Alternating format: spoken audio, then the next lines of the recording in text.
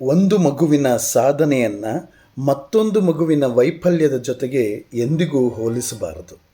ಆ ಮಗು ಎಷ್ಟು ಜಾಣ, ಎಷ್ಟು ಚೆನ್ನಾಗಿ ಓದುತ್ತೆ, ಎಷ್ಟು ಒಳ್ಳೆ ಮಾರ್ಕ್ಸ್ ತಗೊಳ್ಳುತ್ತೆ, ಎಲ್ಲದರಲ್ಲೂ ಮುಂದು ಅಂತ ಸನ್ಮಾನಿಸಿ, ನೀನು ದಡ್ಡ, ನೀನು ಆ ರೀತಿಯಲ್ಲಿ ಇಲ್ಲ ಅಂತ ಹೇಳಿ ಮತ್ತೊಂದು ಮಗುವಿಗೆ ಅಪಮಾನಿಸಿದ್ರೆ ಆ ಮಗುವನ್ನು ಆಹಾ ಭಲೆ ಭಲೆ ಅಂತ ಮೆಚ್ಕೊಳ್ಳೋದಿಲ್ಲ.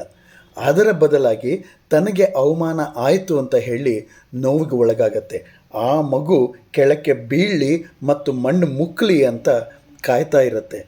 ಇನ್ನು ಈ ಹೊಗಳಿಕೆ ಮತ್ತು ಅಪಮಾನದ ತೀವ್ರತೆ ಹೆಚ್ಚಾದರೆ ಆ ಮಗುವನ್ನು ಹೇಗೆ ಮಣ್ಣು ಮುಕ್ಕಿಸಬೇಕು ಅಂತ ಕಾಯ್ತಿರುತ್ತೆ. ಹೋಲಿಸಿದ್ರೆ ತಾನು ಕಷ್ಟಪಟ್ಟು ಓದಿ ಅದರಂಗೆ ಚಾಲೆಂಜಿಂಗ್ ಆಗಿ ತಗೊಂಡು ಚೆನ್ನಾಗಿ ಉತ್ತಮ ಮಟ್ಟ ತಲುಪಿಬಿಡ್ತಾರೆ ಅಂತ ಅನ್ನುವುದು ಖಂಡಿತ ಭ್ರಮೆ. ಮತ್ತು ಹಾಗೆ ಮಕ್ಕಳಲ್ಲಿ ಇಲ್ಲ. ಈ ಎರಡು ಮಕ್ಕಳ ನಡುವೆ ಅಂತರ ಹೆಚ್ಚಾಗ್ತಾ ಹೋಗ್ತದೆ.